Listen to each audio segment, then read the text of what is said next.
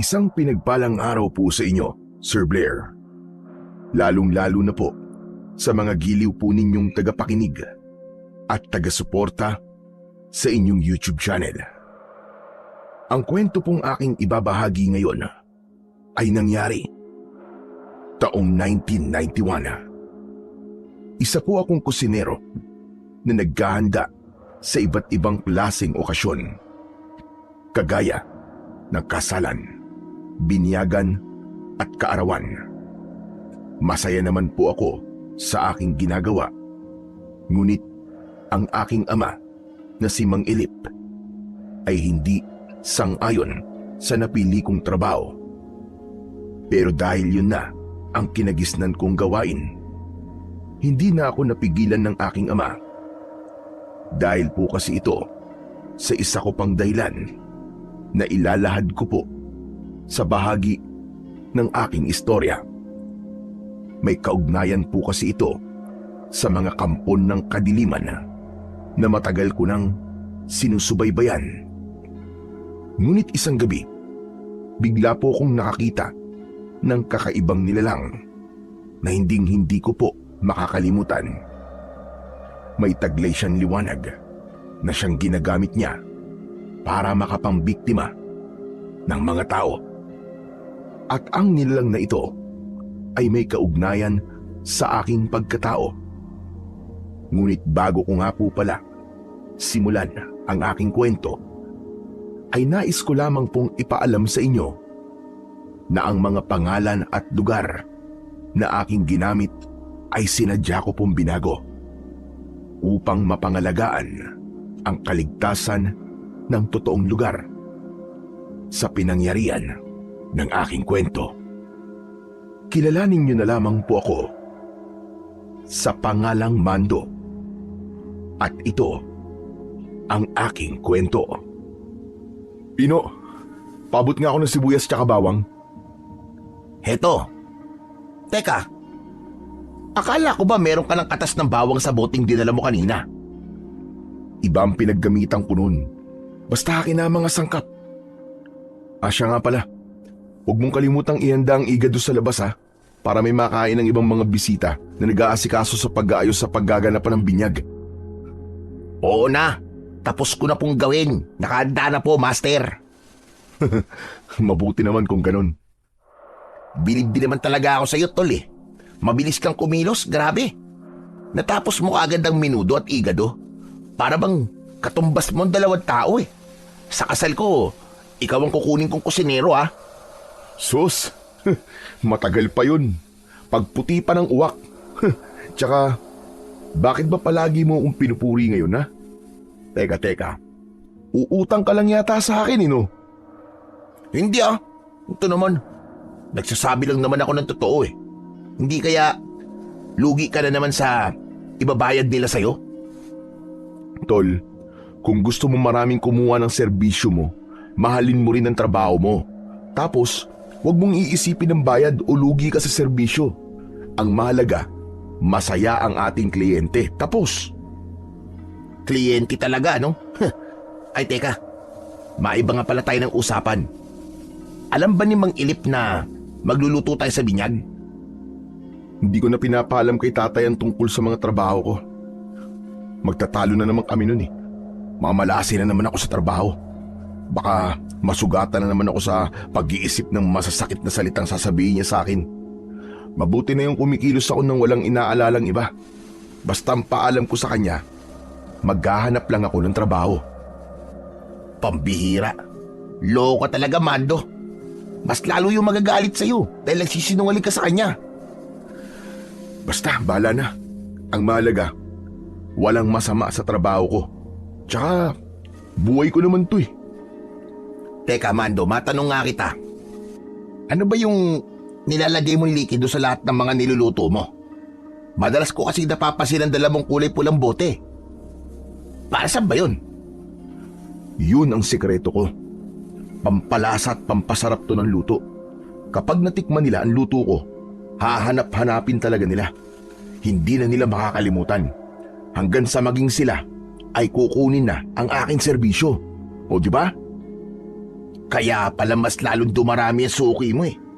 Kanina nga, pagdaan ko dun sa tapat ng mahabang lamesa, nagtatanungan sila kung sino nagluto ng pagkain. Nako, panigurado, merong tao na lalapit sa'yo at ikaw na ang paglulutuin nila sa kanilang okasyon. Hindi nga nagkamali ang kaibigan ko na si Pino. Pinuntahan kami mismo sa kusina ng isang matabang babae at sinabi niyang kaarawan niya sa sunod na araw kung pwede raw ba ay ako na ang magluto para sa kanya. Kaya naman, siniko ako ni Pino sa labis na tuwa. Naku, maraming salamat po sa tiwala. Sige po, ako na po magluluto para sa handa po ninyo sa inyong kaarawan, ma'am. Basta, ihanda niyo lang po ang mga sangkap at ako na po ang bahala dun. Masayang nagpasalamat ang matabang babae at wala raw magiging problema sa mga sangkap maging sa bayad. Nagkatinginan kami ni Pino nang umalis ang babae. Kita mo na, Chong? Naniwala ka na sa akin? Talagang masarap kang magluto. May bisa ang pampalasa mo. Shh! Huwag kang maingay. Sikreto lang yun eh. Sa'yo ko lang sinabi ang sikreto ko. Ang ingay mo naman. Oo na. Ano ba kasi ang sangkap ng sikretong likido na yon? Basta sikreto nga, di ba? Kapag sinabi ko sa'yo, edi hindi na sikreto yun. Ito naman, walang tiwala sa akin. Tol, meron akong tiwala sa'yo. Kaya nga sinasabi ko sa'yo tungkol sa sikreto ko, di ba? Pero yung tungkol sa sangkap ng likido na ginagamit ko, ako lang ang dapat na makakaalam nun. Mawawala kasi ang bisa ng aking sikretong likido sa sandaling may ibang makaalam nun. Basta tol, magtiwala ka na lang sa akin. Puro ka na bang kalokohan eh. Pinaglalaruan mo na naman ako eh. Hindi kita pinaglalaruan. Basta, magtiwala ka lang. Hindi na ako kinulit ng aking kaibigan. Mabilis na kaming kumilos sa pagluluto at pagtatadtad ng karne. Pagkalipas ng ilang oras na paghahanda at pagluluto, dumating ang batang bininyagan. Masaya ang lahat sa niluto kong mga ulam. Dahil sa tuwa ng mga magulang ng bata, dinagdagan pa nila ang bayad sa akin at may naiiwi pa akong ulam. Yun ang nagawa kong pagkakamali. Dahil naging dahilan yun para malaman ni tatay kung saan ba talaga ako nanggaling. Pambihira ka naman talaga, oo. Nakukuha mo na magsinungaling sa akin, Mando. Paano may papaliwanag sa akin ang dala mong ulam, ha? Saan ka totoong nanggaling? Akala ko ba'y maghahanap ka lang ng trabaho? Trabaho naman talaga ang pinuntahan ko, tay. Isa pa, kung hindi naman po ako magsisinungaling sa inyo di niyo naman po ako papayagang umalis Alam niyo naman na po ito na ito lang po ang trabaho ko, di ba? Kaya hindi ko po maintindihan kung bakit niyo po ako pinipigilan. Wala kang mararating sa trabaho mong yan, Mando. Matutulad ka lang sa akin. Humunti ka na ako makapatay ng mga tao dahil sa maling sangkap na nailagay namin sa aming niluluto. Gusto bang mangyari yun sa'yo, ha? Tay, hindi po mangyayari yun sa akin. Magkaiba naman po tayo Isa pa, nag-iingat po ako. Sinisiguro ko pong malinis ang aking niluluto, tay. Walang mapapahamak sa ginagawa ko. Pinipili ko rin po kung sinong kaibigan ang pagkakatiwalaan ko. Kaya wala na po kayong dapat na alalahanin pa. Huwag kang magmalaki, Mando. Ganyan din ang nangyari sa akin. Bago ko sinabutahin ang sarili ko kaibigan, wala rin akong tiwala sa kaibigan mo. Kaya ang mabuti pa, itigil mo na yan. Kung ipinagpapatuloy mo na lang ba pag-aaral mo sa pagpupulis, di sana hindi sa pagluluto sa kusina ang binabagsakan mo. Maganda sana ang katayuan natin ngayon sa buhay. Maganda rin naman pong katayuan natin sa buhay, tay. Kontento po ako sa kung anong meron po tayo ngayon. Hindi po ako naghahangad ng yaman sa mundo, tay. Malusog na pangangatawan at maayos na trabaho, sapat na po yun para sa akin. Sapat nga ba yan sa buhay natin, ha? Kontento ka ba talaga sa ganitong buhay? Maraming pwedeng trabaho dyan. Basta't wag lang ang pagluluto. Tay, ilang beses ko po bang ipapaintindi sa inyo na gusto at mahal ko po ang trabaho ko. Tsaka tay, pagod na po ako makipagtalo sa inyo. Sige na, gusto ko muna magpahinga. Ganyan ka naman kapag nagtatalo tayo Palagi ka na lamang umiiwas. Anak, para sa iyo rin naman ang lahat ng sinasabi ko. Isipin mo naman, ang taong nag-aalala para sa iyo. Pambihira ka naman, oo. Kaya pala hindi mawala-wala ka ba sa dibdib ko? Dahil nagluluto ka na naman para sa iba. Hay nako, nakakapagod ka ng pagsabihan. Nakakasawa na. Tay, sawa na rin po ako makipagtalo sa inyo. Hindi nyo rin naman ako pinakikinggan Kaya mabuti pa, pabayaan nyo na lang po ako, Tay.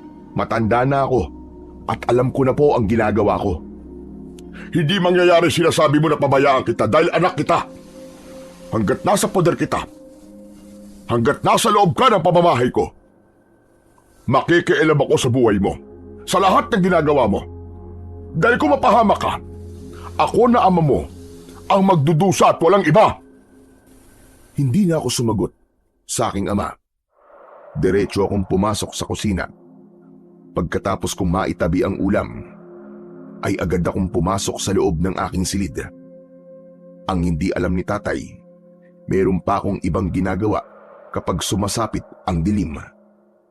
Lahat ng mga nakakatikim ng aking nilulutong ulam, palihim kong sinusundan. Birador ako ng mga aswang na nagpapanggap na tao sa araw.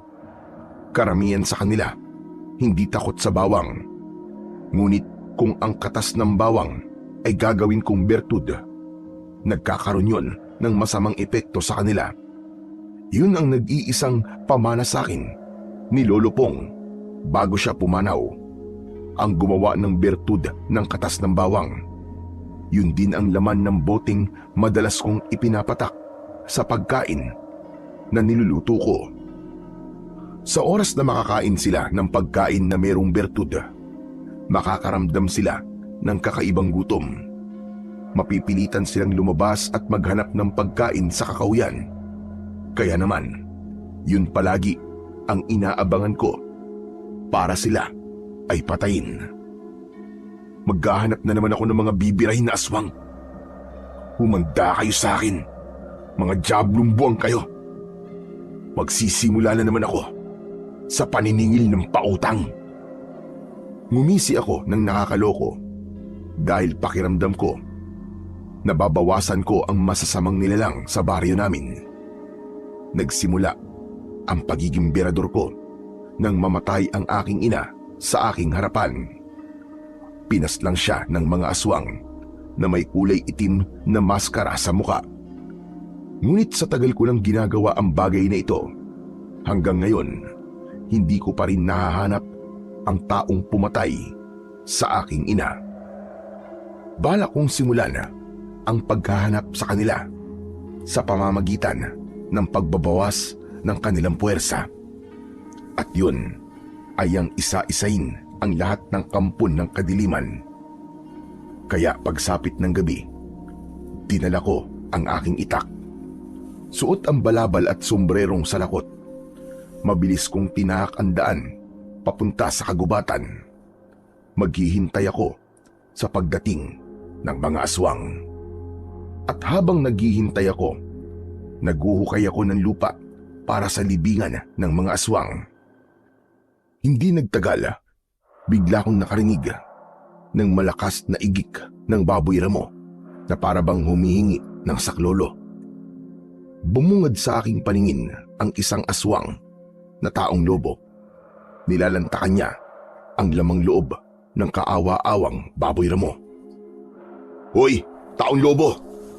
Bakit naman nilalantakan mo agad ang katawan ng baboy ramo, ha? Nagpasabi ka man lang sana para ako na mismong kumatay niyan at tagluto para sa'yo.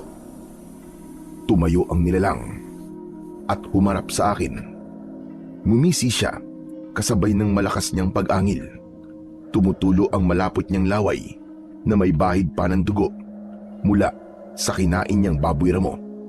Humakbang siya para sumugod sa akin, kaya naman maigpit kong hinawakan ang aking itak. Sinalubong ko siya ng taga. Tumama ang talim sa kanyang leeg. Umikot ako at sinipat ko siya sa likod. Umangil ang aswang dahil sa labis na sakit. Muli siyang umatake sa aking kinaroroonan gamit ang kanyang bibig. Naiwasan ko ang mahahaba niyang pangil. At sa paglukso ko ng mataas, itinara ko ang itak sa kanyang likod. Mas ibinaon ko pa yun at inikot-ikot ang talim sa loob ng kanyang laman. Bumagsak ang nilalang sa lupa at nagbago ang anyo nito. Tumambad sa aking paningin ang isang lalaking naliligo sa sarili niyang dugo. Anak ng putya, oo. Sinasabi ko na nga, be. Nakita kita sa binyagang kanina. Akala mo makapagtatago ka sa akin, ha? Ano? Ngayon, sigurado ang pagtataklob ko sa iyo ng lupa ay walang makakaalam na patay ka na. Pati pulis na maghahanap sa iyo, hindi nila matatagpuan ang bangkay mo. Pagkatapos kong bunutin ang talim sa likod ng aswang, hinila ko ang kanyang mga paa at dinala ko siya sa kinaroroonan ng aking ginawang libingan. Lahat ng mga aswang na napapatay ko, inililibing ko sa lupa sa may bandang kakauyan. Saka ko tataniman ng mga namumulaklak na halaman kagaya ng gumamela. Yan ang magiging silbi mo ngayon, ang maging pataba ng halaman na gumamela. Mission accomplished na naman ako. Isang aswang na naman ang napabagsak ko. Pagkatapos kong mapatay ang isa sa mga aswang na taong lobo, saka lang ako nakatulog ng maimbing. Palagi kong nakikita sa aking panaginip ang aking ina habang humihingi siya ng tulong sa akin. Ano ba ang magagawa ng isang 7 taong gulang na bata kundi ang panoorin kung paanong winakwak ng aswang ang tiyan ng aking ina? Kaya mabuti na lamang merong tumulong sa akin noon at nakaligtas ako sa malalim na saksak ng kuko ng aswang sa aking balikat. Kaya naman, sa tuwing naaalala ko ang bahaging yon sa aking nakaraan, hinahaplos ko ang aking peklat at muling bumabalik ang galit sa aking dibdib. Kinabukasan ay maaga akong umalis ng bahay. Hindi ko na hinintay na magising si tatay. Kaagad akong nagpunta sa bahay ng aking kaibigan na si Pino. Nadatnan ko siyang may kausap na mga tanod. Kaya naman, nilapitan ko sila at nakiusyoso na rin. Pino, ano nangyayari dito? Bakit ka pinuntahan ng mga tanod? Paano? May nawawala na namang lalaki kagabi.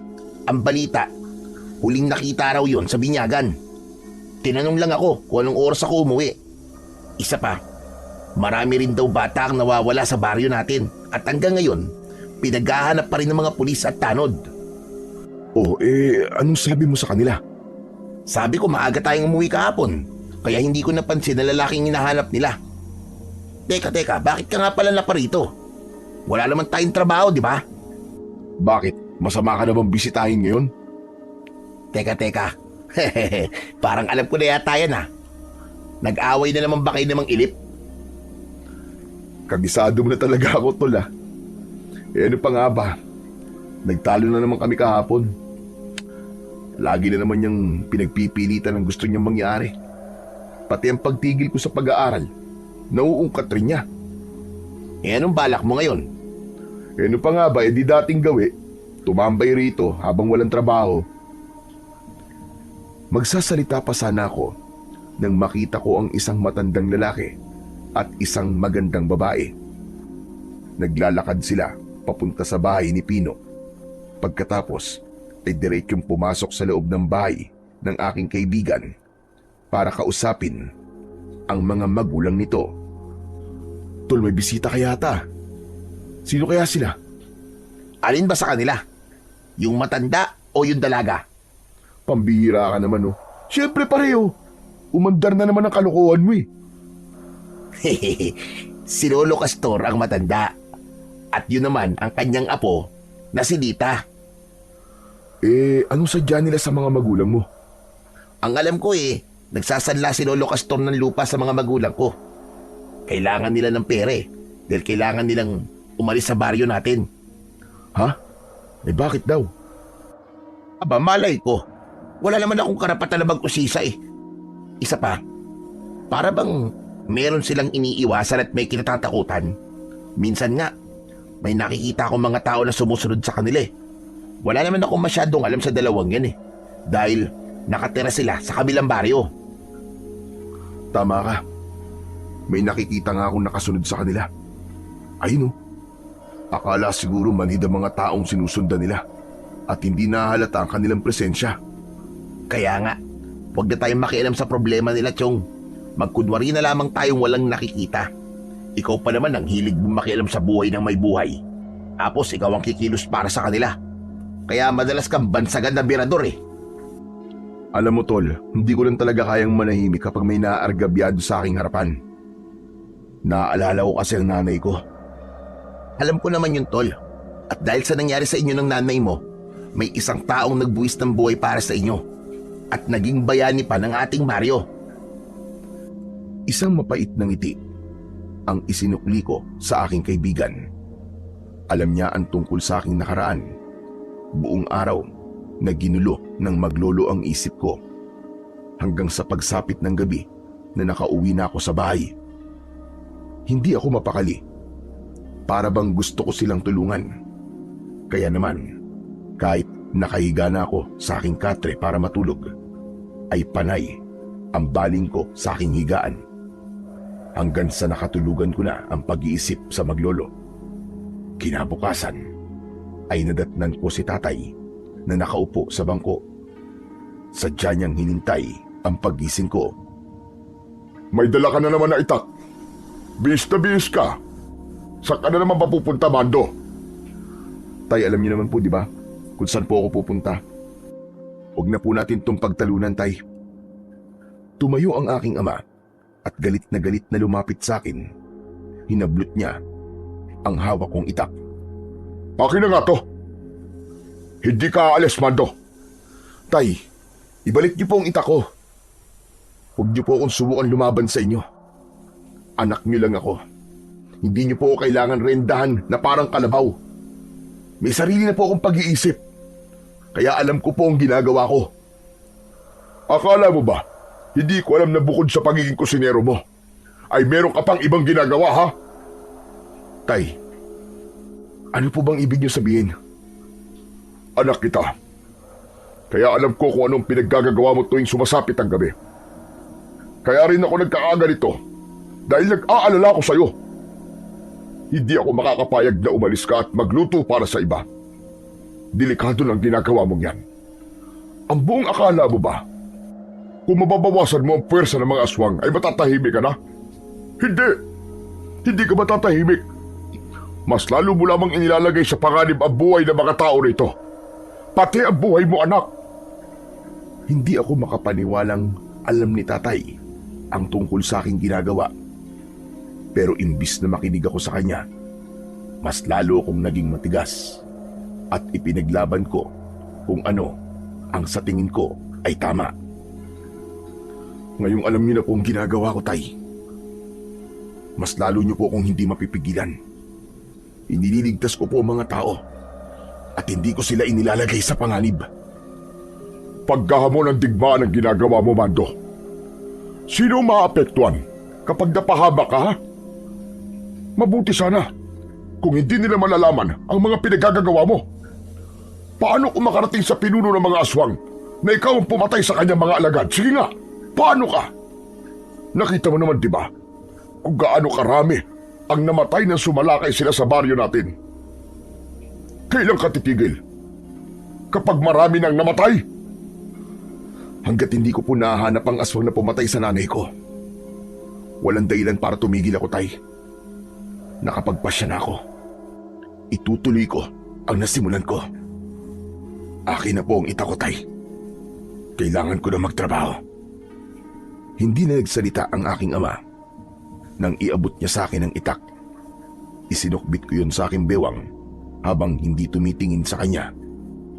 Tinala ko ang iba ko pang gamit sa pagluluto. Tahimik akong umalis sa bahay.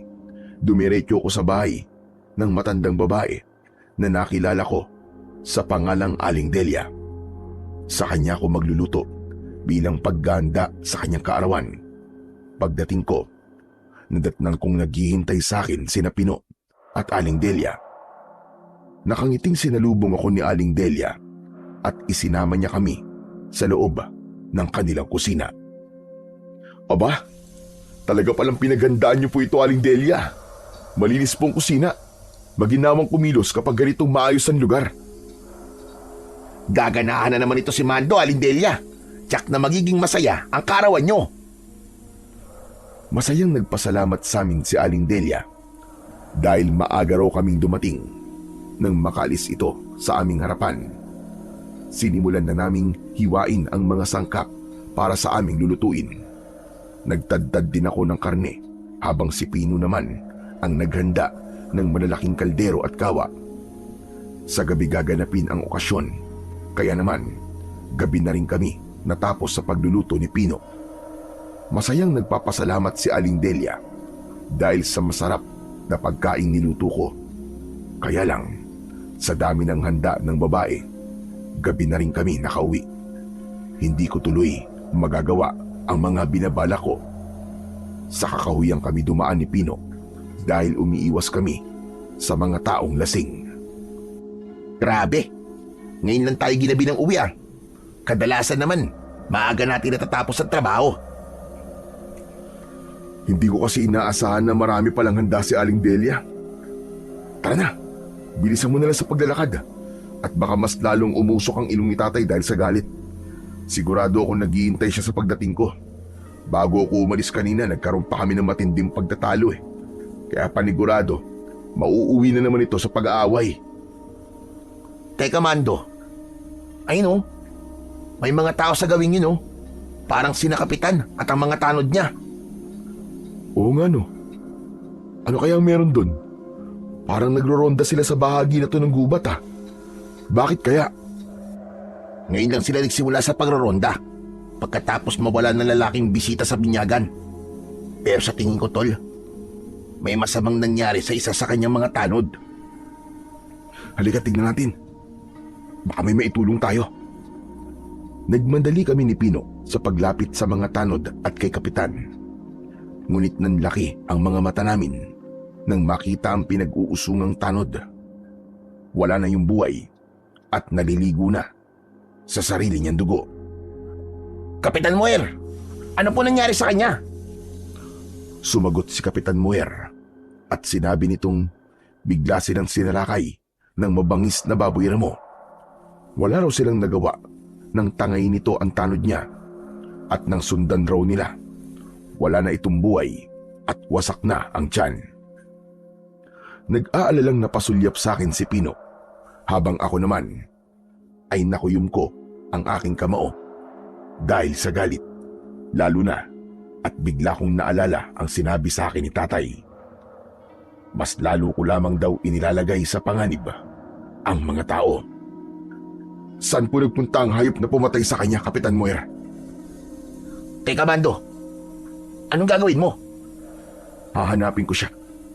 Hindi ko hahayaan na meron na namang magbuwis ng buhay nang dahil sa mga ganong klaseng nilalang. Nasisiraan ka na ba ng ulo? Mapanganib ang gagawin mo tol. Hindi ka naman tanod o kapitan para problemahin pa ang bagay na to. Ipaubaya mo na kay Kapitan ang nangyari sa tanod niya. Baka mamaya niyan eh, ikaw pa ang mapahamak. E di parang sinabi mo na rin na tama ang tatay mo.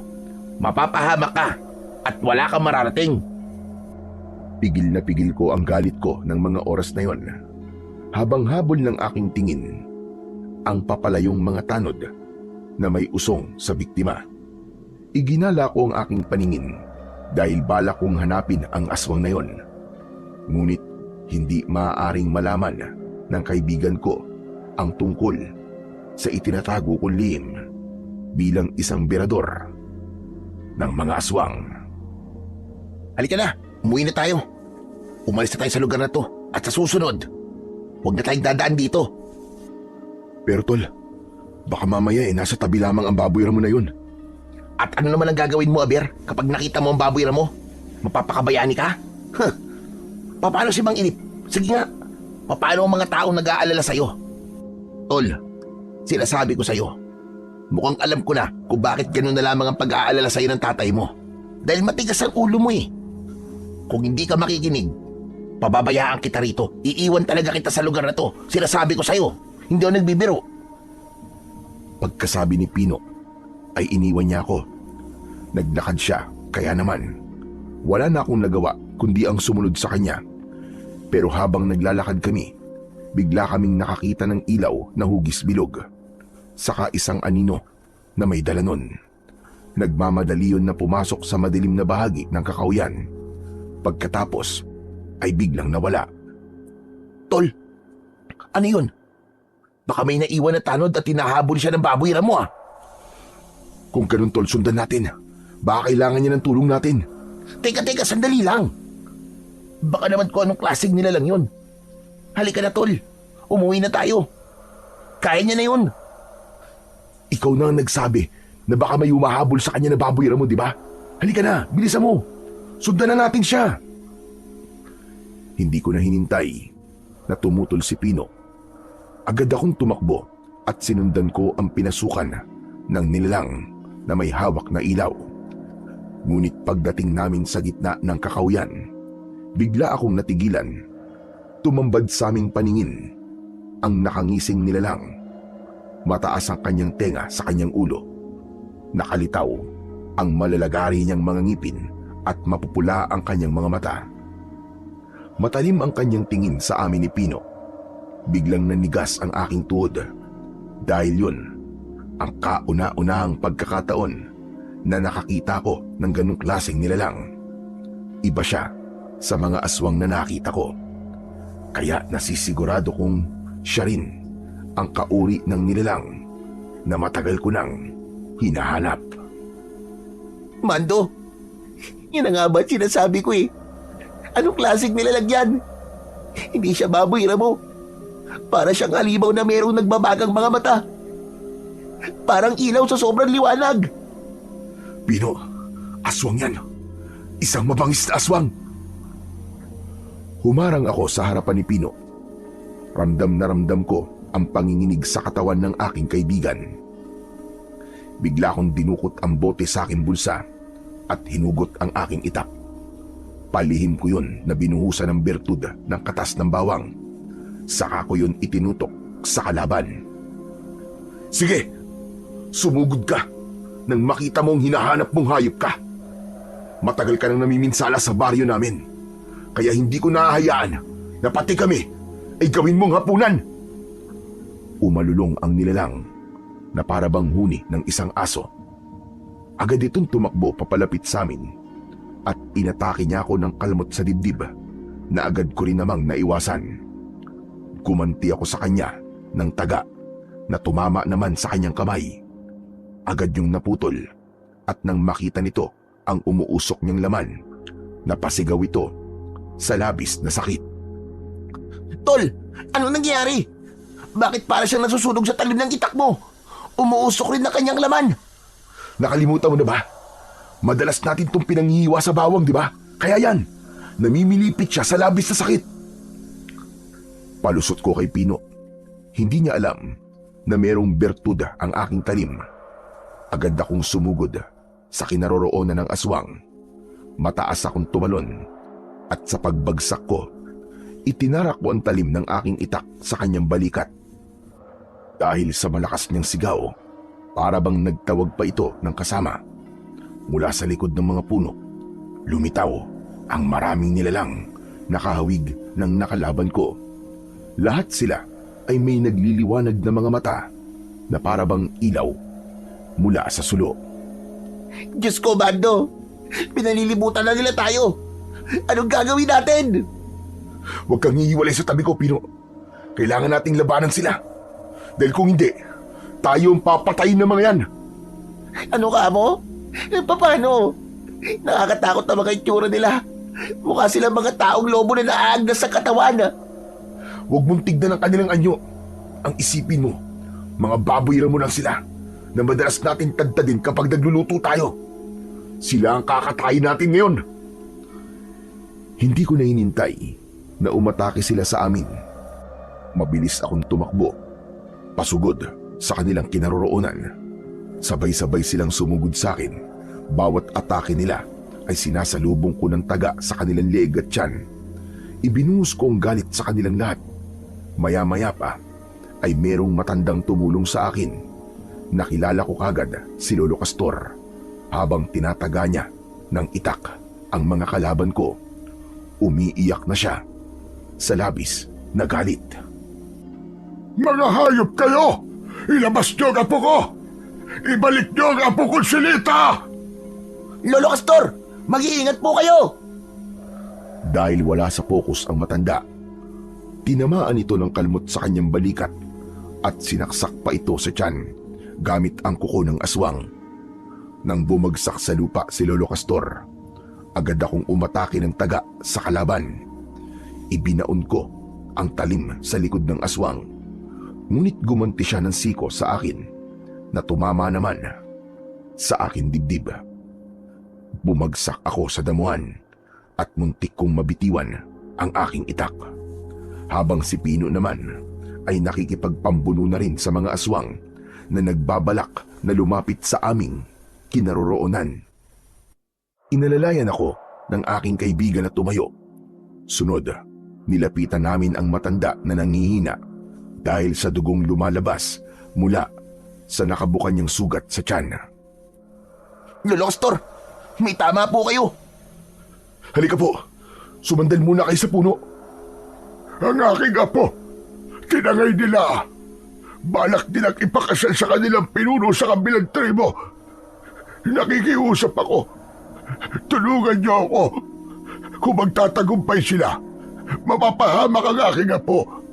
Ginawa nila yun dahil sa singsing na nasa akin. Ngunit nahulog ko yun sa bahaging ito ng kakahuyan. Diyos ko naman, Lolo Castor. Ang komplikado na nga po ng sitwasyon nyo. Hinahanap nyo pa po ang singsing. Sarili nyo po muna ang isipin nyo. Mas mahalaga ang buhay ng aking apo at ng singsing kumpara sa buhay ko. Sige na, tulungan mo ako. Tol, bilisan mo. Papalapit na mga aswang sa atin. Sila muna ang harapin natin. Napatingin ako sa gawi ni Pino at napansin ko ang 5 nilalang na dahan-dahang humahakbang papalapit sa aming kinaroroonan. Agad akong tumayo at itinutok sa kanila ang aking hawak na itak. Iwinasiwas ko yun sa ere, sabay takbo pasugod sa kanila. Umikot ako at lahat ng tamaan ng aking talim sa katawan nila bumabaon. Bumagsak sila sa lupa habang umuusok ang kanilang mga sugat. Samantalang si Pino naman, itinarak niya ang itak sa leeg ng mga aswang. Nagkikisay ang kanilang katawan hanggang sa bawian sila ng buhay. Humihingal na napasulyap ako sa gawi ng matanda. Halika, Pino. Alalayan natin tumayo si Lolo Castor. Kailangan nating madala siya sa bahay para magamot kagad ang sugat niya sa tiyan. Ang singsing! Kailangan mahanap niyo, singsing! Magliliwanag yun sa pagsikat ng buwan. Mahalaga ang aking singsing! Nakikiusap ako sa inyo! Sige po, wag po kayong mag-alala. Ako na po maghanap sa singsing nyo. Pero sa ngayon, kailangan niyo po munang magamot kagad. Tara na po, umalis na po tayo sa lugar na ito. Pinagtulungan namin ni Pino na alalayan at buhatin si Lolo Castor. Mabilis naming tinakandaan papunta sa bahay namin. Sakto ang dating namin at gising pa si tatay. Hindi siya kagad nakapagsalita nang makita ang duguan na matanda. Tay, tulong po! Tulungan niyo po si Lolo Castor! At sino naman ang matandang yan? Saan niyo yan nakita? Tay, mamaya na po kayo magtanong. Tulungan po muna natin si Lolo Castor para mapigilan po pagdurugo ng sugat sa kanyang tiyan. Saka na po namin ipapaliwanag ang mga nangyari, Mang Ilip. Kailangan niya po muna ng tulong natin. Ay nako, pambihira na. Sige na nga. Paigay niyo na sa katre at ihahanda ko lang ang malinis sa tubig para mapunasan ang sugat niya sa tiyan. Mabilis na kumilos si tatay papunta sa kusina. Habang kami naman ni Pino ay inasikaso namin ang higaan ni Lolo Castor. Nakapikit lang ang mga mata ng matanda habang bakas sa kanyang muka ang labis na sakit. Tinanggal ko ang kanyang damit, ngunit bigla akong natigilan nang hawakan niya ang aking kamay. Nakikiusap ako. Kunin mo ang sigsig sa kakauyan at iligtas mo ang aking apo. Nasa paganib siya. Malakas ang kutob ko na dinala siya sa tribo ng Anggano. Biyag siya ng mga yon. At ilan sa mga batang nawawala sa baryo niyo ay nandun din. Sigurado ko, sila ang may gawa nun. Dahil sa nalalapit na pag-iisang dibdib ng kanilang pinuno at ng aking apo, na anak ng isang babaylana. Kahit hindi niyo po sabihin, ililigtas ko po ang apo niyo. Pati na po ang ibang mga biyag sa kanilang tribo. Unahin mo munang hanapin ang singsing bago ka maunahan ng mga aswang na mangingilaw. Yun ang kukumpleto sa kanilang ritual sa kasal. Ano, Lolo Castor? Aswang na mangingilaw? Ano pong klaseng nilalang yun? Sila ang nilalang na may nagliliwanag na mga mata.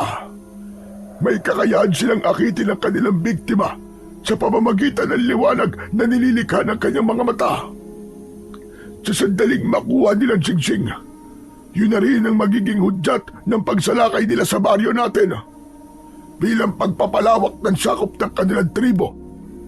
Mababago ang kagulian at maahawa ng aswang ang lahat ng taga rito. Sandali lang po, Lolo Castor. Ano po bang klase ang singsing na yun? Gaano po ba yung kaalaga? Ang singsing ay sinaunang singsing ng supremo ng mga aswang. Katumbasyon ng korona upang kilalanin ang pagiging hari ng kung sino mang may suot nito. Ganon yung kaalaga sa pinunong kumuha sa aking apo. Pero bakit meron po kayong ganun? Supremo rin po ba kayo ng mga aswang? Hindi. Tagapagbantay lang ako ng singsing upang hindi ito mapasa kamay ng kanilang pinuno. Kaya mag-iingat kayo. Kailangan nyo magmadali. Mahalaga ang bawat oras. Hindi ako makakapayag na isali niyo ang anak ko sa kalokohan niyo. Nagulat kaming tatlo sa biglang pagsingit ni tatay sa aming usapan habang hawak niya ang palangganang may tubig. Inilapag niya yon sa ibabaw ng lamesa. Pagkatapos ay naupo sa tabi ni Lolo Castor. Ayoko masangkot ang aking anak sa mga kalokohan niyo. Hindi ito isang kalokohan, kundi paghingi ng tulong. Ang tribo na tinutukoy ko ay minsan na rin pumatay sa mga tao sa baryong ito. Kung ganun, hahayaan niyo ba na maulit yun? Bigla akong napaunat sa aking pagkakatayo nang marinig ko ang sinabi ni Lolo Castor. Mukhang hindi ka na kailangan gamutin. Nakikita ko naman na malakas na ang katawan mo. Sanay na akong masugatan. Hindi niyo man lang ba itatanong kung sino ang aking anak? Sino po ba, Lolo Castor? Siya ang bayaning nasawi habang nagliligtas ng mga tao sa baryong ito. Ang ama ni Lita na isang babaylana at ang taong nagligtas sa buhay rin ni Mando. At ngayon na, ang anak naman niyang nangangailangan ng tulong. Ipagkakait niyo ba yun sa kanya? Bumakas sa mukha ni tatay ang pagkabigla. Kilala niya ang babaylan na tinutukoy ni Lolo Castor. Diyos ko, totoo po ba sinasabi niyo, Tatay Castor? Tay, narinig niyo naman po, di ba? Si Lita po ay ang anak ng taong pinagkakautangan ko ng buhay. Kailangan po ng anak niya ang tulong ko. Ito na po ang pagkakataon para makabayad po ng utang sa kanyang ama. Pero, Chong, ano bang delikado na iisip mong gawin? Kahit na, may tiwala ako sa kakayahan ng bertud ng atas ng bawang. Umungol sa sobrang sakit ng tiyan si Lolo Castor. Kaya naman, inumpisahan ni tatay ang panggagamot sa kanya. Pagkatapos na gamutin ni tatay ang sugat ng matanda, nagpaalam na rin kami ni Pino na hahanapin namin ang singsing. Nung una, ay ayaw ni tatay na pumayag. Ngunit sa huli, ay wala na rin siyang nagawa kundi ang tumulong na rin sa matanda. Pagdating namin sa kakauyan, agad kaming naghanap ng singsing. Pambihira na yan. Saan naman natin hahanapin ang singsing ni Lolo Castor? Baka mamaya niyan matsyempo na naman tayo ng mga aswang na mangingilaw. Mag-iingat naman tayo, Pino eh. Kailangan lang natin maging alisto sa paligid natin. Pambihirang pangyayari naman ito sa buhay natin, oo.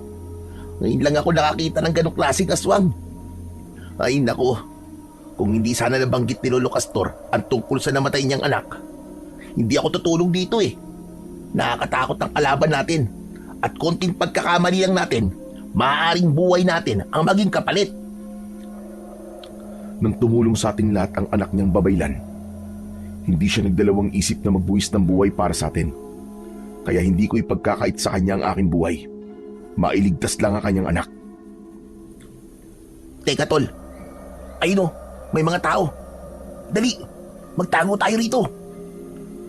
Agad kaming nagtago sa likod ng puno at pinagmasdan ang mga tao na may dalang mga sulo.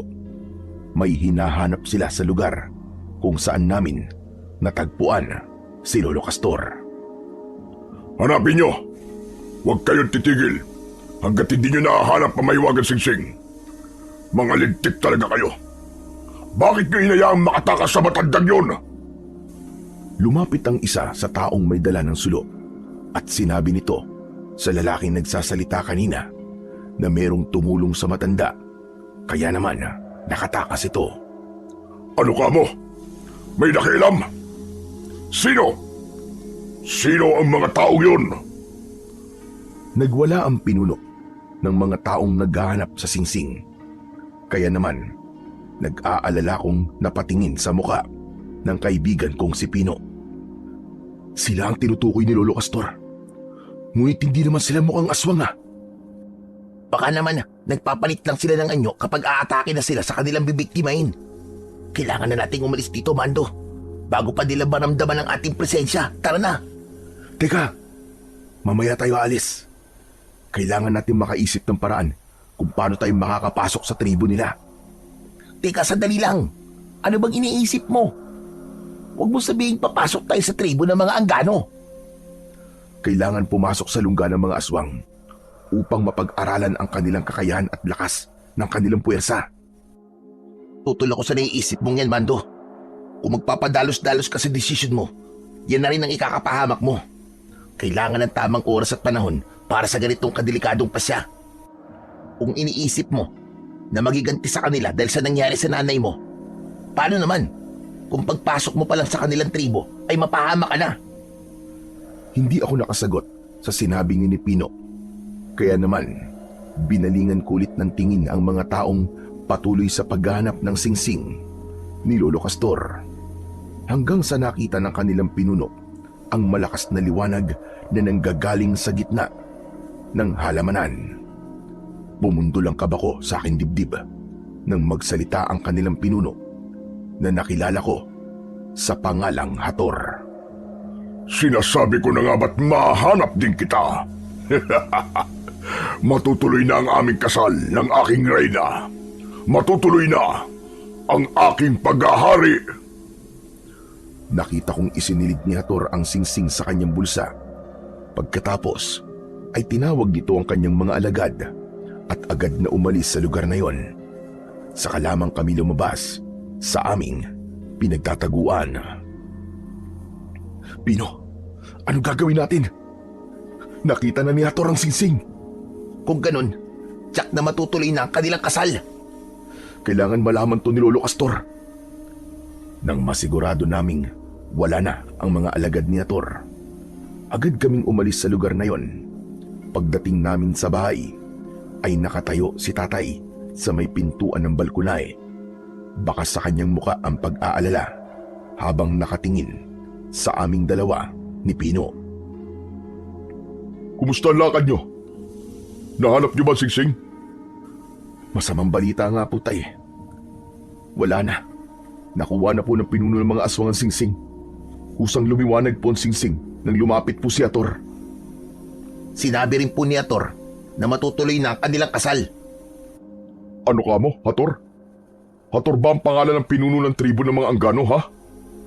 Opo, Tay. Yun nga po. Bakit po? Ang hayop na yun. Siya ang sumira sa aking pagkatao.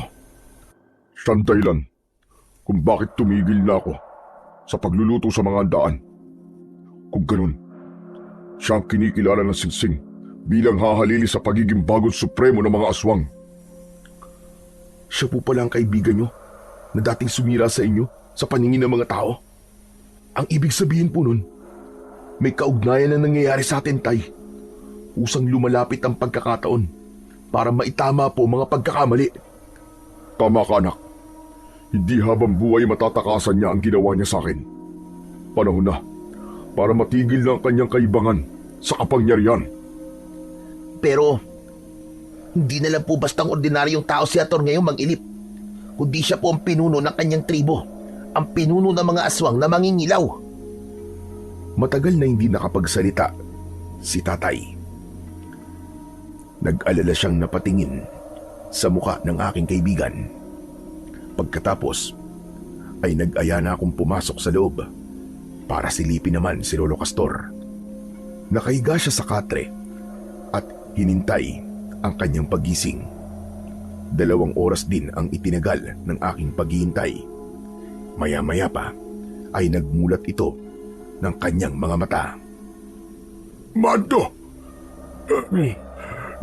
Nahanap niyo na ba ang Singsing? Ikinalulungkot ko po ang masamang balita, Lolo Castor. Nakita na po ni Hator ang singsing nyo. Matutuloy po ang kasal. Diyos ko! Ang apo ko! Kawawa naman ang aking apo. Siguro'y takot na siya sa mga oras na ito. Huwag po kayo mag-alala, Lolo Castor. Ililigtas po namin ang apo ninyo. Gagawin ko po ang lahat para mabawi siya.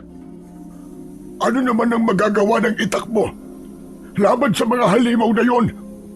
Meron po akong bertud ng katas ng bawang at magagamit ko po yun laban sa kanila. Ano ka mo?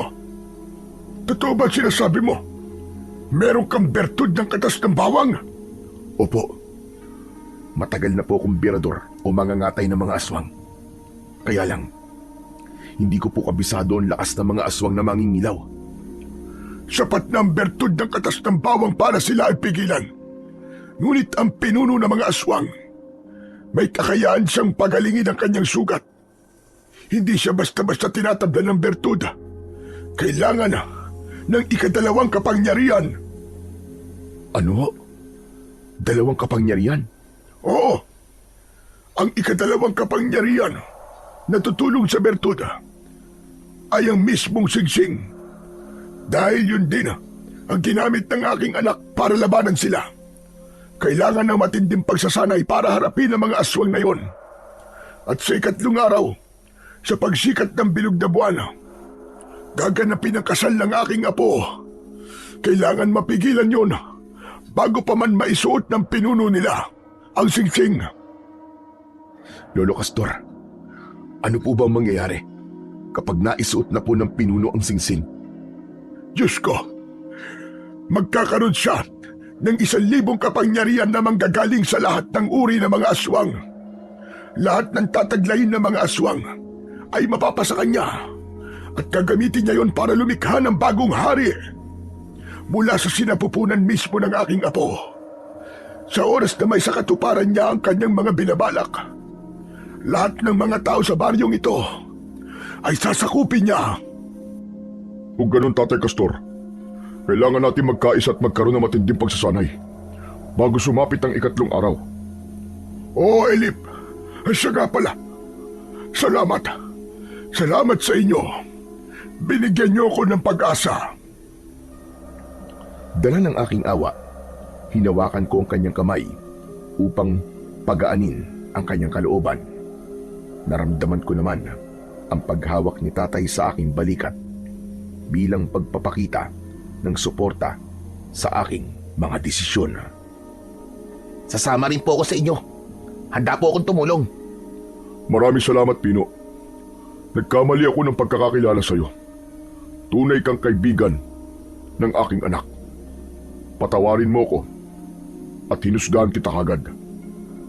Hindi po lahat ng mga kaibigan ay kagaya ng kaibigan nyo, Mang Ilip. Totoo po akong makisama sa inyong anak. Pasensya ka na sa mga nasabi ko. Hala, sige na. Magpahinga na muna tayong lahat. Saka na natin isipin ang paraan kung paano tayo makakapasok sa kanilang tribo. Naunang pumasok sa loob ng kanyang silid si tatay. Pagkatapos ay sa bahay na rin nagpalipas ng gabi ang aking kaibigan na si Pino. Naging madali sa aming magkaibigan na maisagawa ang pagsasanay, maging ang paggamit ng sandata.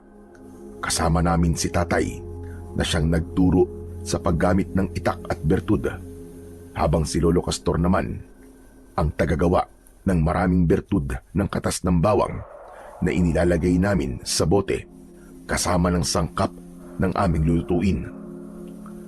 Ako ang nakaisip ng plano kung paano kami makakapasok sa tribo ni Hator. Pagkalipas ng 3 araw na pagsasanay, kung saan dumating na ang araw ng paghahanda sa kasal, hindi ko inasahan ang biglang pagdating ng bisita namin ni tatay. Si Hator mismo. Nasa labas siya ng aming bahay.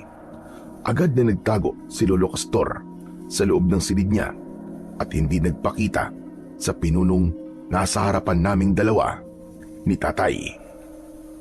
Anong masamang hangin ang nagtulak sa'yo para pumunta ka rito? Teka, ganyan ba dapat na salubong? Sa dalawang magkaibigan na matagal nang hindi nagkikita? Wala akong kaibigan na traidor. Kaya sabihin mo na kung anong kailangan mo nang makaalis ka na sa harapan ko. Kailangan ko ang tulong mo. Mamayang gabi na kasi ang aking kasal. Ang gusto ko, ikaw mismo ang magluto para sa aking mga handa. Sasagot sana si tatay ng pabalang. Subalit agad kong siniko si tatay. Pagkakataon na namin yon para pumasok sa loob ng kanilang tribo. Mabuti na lang at agad na naintindihan ni tatay kung ano ang ibig kong sabihin. Kapag ba nagluto ako sa kasal mo, titigilan mo na ako at hindi ka na magpapakita sa akin? Eh paano kung maulit-mulit ang ginawa mo sa akin nun? Naku, hindi na. Nakaraan na yon, pare. Kinalimutan ko na yon. Isa pa, humingi na ako ng pasensya sa'yo, di ba? Nadala lamang talaga ako ng inggit sa kasikatan mo noon. Pangako, hindi ka magsisisi. Gusto ko lang na naroon ka para masaksiyan mo ang pag-iisang dibdib namin ng asawa ko. Gusto kong matikman niya ang pinakamasarap mong luto para sa amin. Sige, pagbibigyan kita. Saglit lang at maghahanda lang ako ng aking mga gamit. Mabilis kaming kumilos para sa paghahanda ng mga dadalin namin sa tribo. Mabilis ang tibok ng aking puso dahil umaayon sa amin ang pagkakataon. Sakto rin ang pagdating ni Pino at nagulat ito sa nadatnan niyang bisita namin. Tol, saan kayo pupunta? Anong binabalak nyo? Tol, ito na ang pagkakataon natin. Ano, sasama ka ba? May bago tayong trabaho. Agad na naintindihan ni Pino ang ibig kong sabihin. Kaya naman, bago kami umalis, ay palihim akong sumulyap sa nakabukas na bintana ng silid ni Lolo Castor. Napansin ko na nakasilip siya at kahit hindi niya sabihin, alam kong nag-aalala siya at pinag-iingat niya kami. Habang tinatahak namin ang daan papunta sa tribo ng mga Anggano, pinag-aralan kong mabuti ang paligid na aming nilalakaran.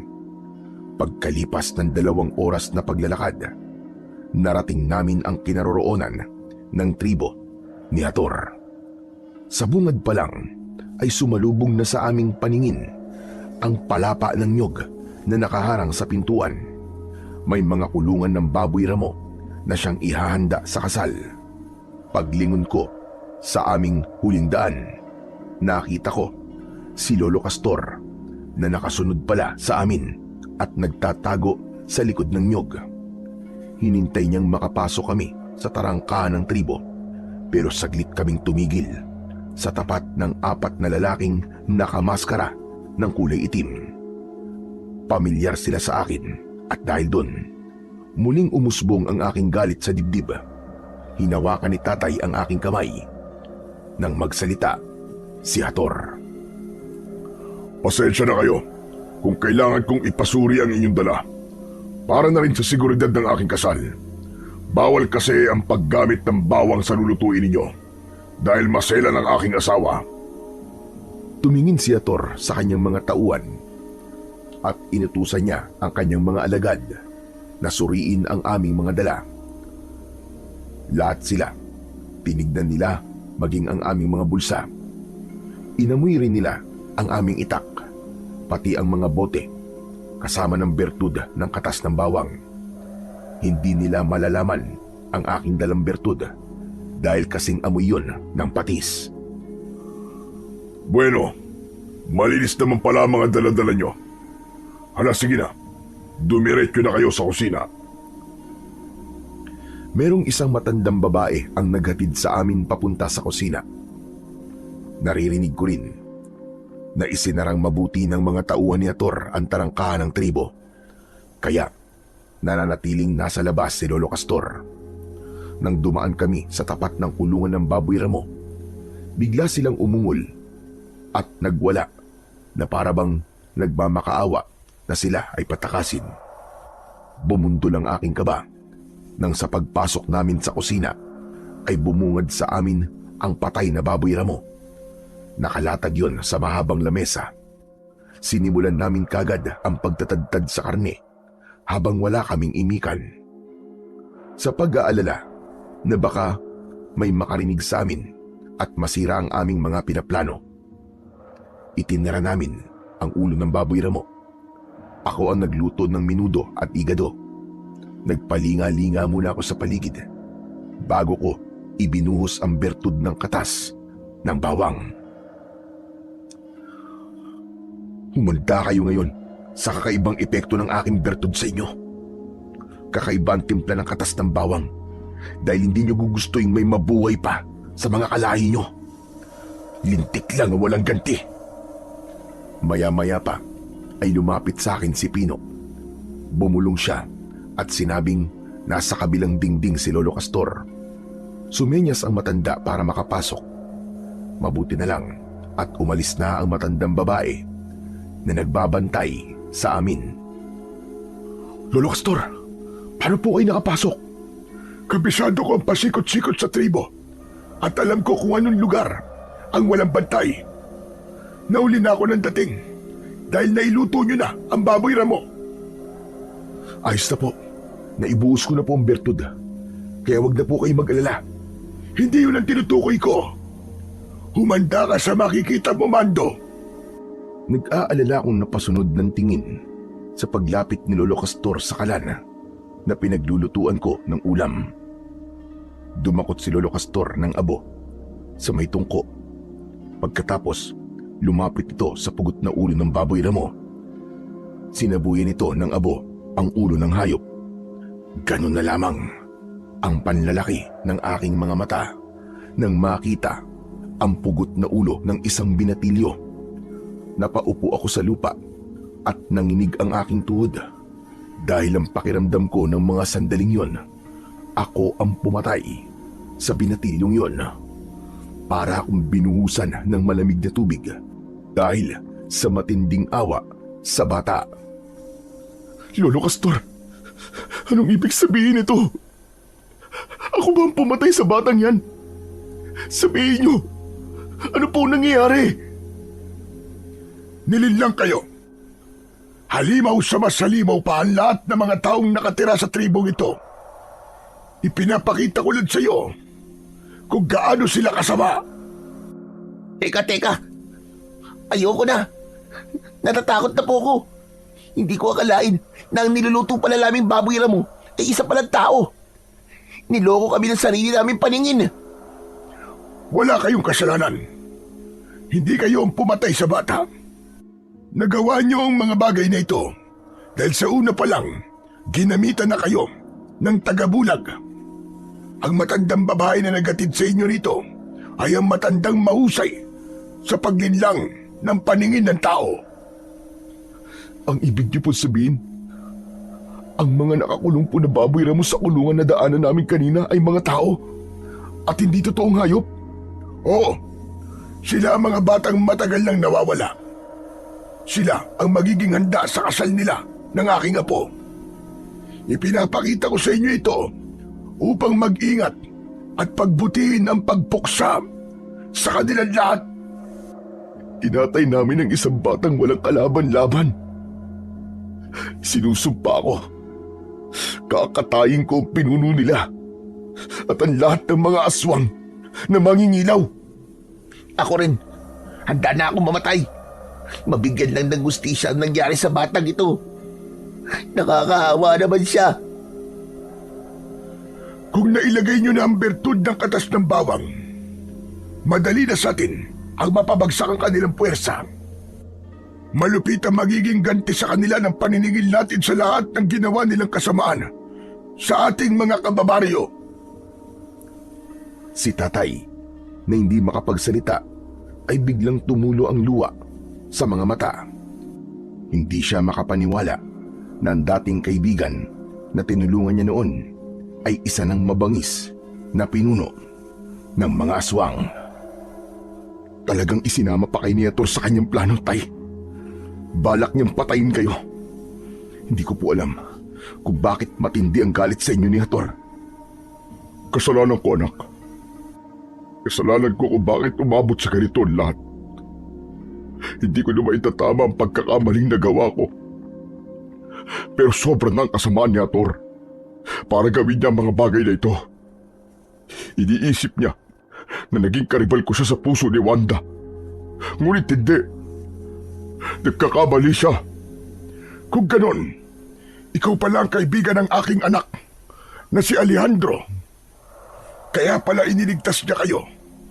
Kahit buhay niya ang naging kapalit. Opo, Lolo Castor. Itatama ako maling pagkakaintindi ni Hator. Pero kailangan muna natin mag-isip ng paraan kung paano natin siya mapipigilan. Inilingan namin ang aming paningin sa paligid. At nang makita namin na walang nakakapansin kay Lolo Castor, saglit akong lumabas ng kusina. May nakita akong lalaking nagbabantay habang nakatayo sa kabilang pintuan. Kasing edad ito ni Lolo Castor. Binuhusan ko muna ng bertud ng katas ng bawang antalim ng aking itak. Saka ko patagong nilapitan ang bantay. Saka nilaslas ang leeg nito. Ipinasok namin siya sa kusina. Hinubaran namin siya ng kasuotan. Ipinasuot namin yon kay Lolo Castor. Kaya meron na siyang sandata na magagamit niya sa laban sa mga aswang. May kalayaan na rin siyang maglibot sa tribo para hanapin ang kanyang apo. Samantalang ang aswang naman na aking pinatay, sinimulan namin ni tatay ang pagtatadtad sa katawan nito. Nang matapos kami sa pagluluto, naglagay ako ng abo sa aking bulsa. Ganon din si Pino. Matinding paghahanda ang ginawa namin hanggang sa mailabas namin ang mga pagkain. Tol, mukhang sinisimulan na nila ang ritual ng kanilang kasal. Ama ka, Pino. Magsisimula na nga. Teka, nahanap mo na ba si Lolo Castor? Di ko pa siya nahanap, Tol eh. Halos pare-pareho sila kasi nakasuotan. Pero mahalaga, nasa harapan natin ang kanyang apo. Ligtas at walang sugat sa katawan.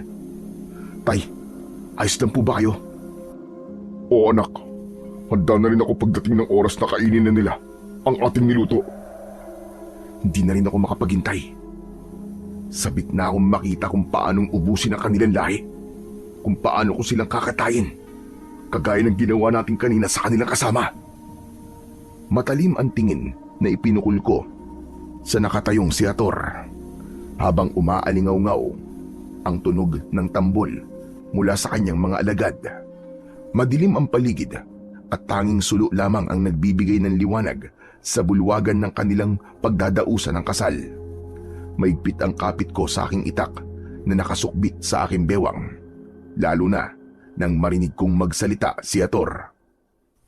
Ngayong tapos na ang ating paghahanda at pagsisimula ng ritual. Simulan muna natin ang pagkain sa mga alay ng ating tribo para sa masayang pagsasama namin ng aking pinakamamahal na asawa. Pero bago yon, gusto kong pakainin muna natin ang ating mga bisita. Sa amin nabaling ang atensyon ng mga taong naroroon. Pabulong naman na nagsalita ang aking ama. Sigurado ko na may ibang binabalak si Ator. Kaya niya ako isinama sa okasyong to, anak. Mukhang nararamdaman niya ang binabalak natin pagsalakay sa kanya. Malakas ang kutob kong hindi siya nagtitiwala sa atin, Tay. Kahit ano pang dahilan niya, sa araw na ito, magaganap ang kanilang malaking pagkakamali. Ang kainin ng niluto natin pagkain. Natigil kami sa aming pag-uusap ni Tatay nang lumapit sa amin si Ator at kagaya ng hindi inaasahan, pinauna niya kaming kumain. Nagsitayuan ang mga balahibo ko sa katawan dahil alam naming karne ng tao ang nasa hapag. Ngunit kailangan naming magpanggap na totoong pagkain ang nasa harapan namin. Ano pang hinihintay nyo?